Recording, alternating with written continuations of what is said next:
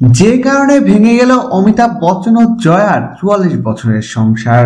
তারকাদের সংসার ভাঙার খবর যেন খুবই স্বাভাবিক ব্যাপার। ভেঙে গেল সাজানো সুখের সংসার।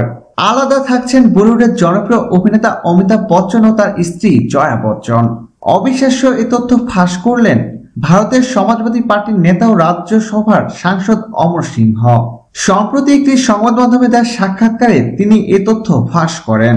তবে এ নিয়ে অমিতাভ বচ্চন ও জয়া কেউই এখনো কোনো মন্তব্য করেননি। অমর সিংহ জানান, দীর্ঘদিন এক ঘরে থাকেন না অমিতাভ ও জয়া। একজন থাকেন প্রতীক্ষা এবং আরেকজন থাকেন জনক নামের বাংলোয়। এছাড়া জয়া বচ্চনের সঙ্গে বউ ঐশ্বরিয়ারও বনিবনা নেই। তিনি আরো জানান, আমার সঙ্গে অমিতাভের যখন দেখা হয় তার অনেক আগে থেকেই অমিতাভ ও জয়া আলাদা থাকতেন। এমনকি জয়াকে দলে ভেড়াতে তাকে সতর্ক করেন অমিতাভ বচ্চন। দীর্ঘদিন চুটিয়ে প্রেম করার পর ১৯৭৩ সালে ৩ জুন বিবাহ বন্ধনে আবদ্ধ হয়েছিলেন অমিতাভ বচ্চন ও জয়া ভাদুরী।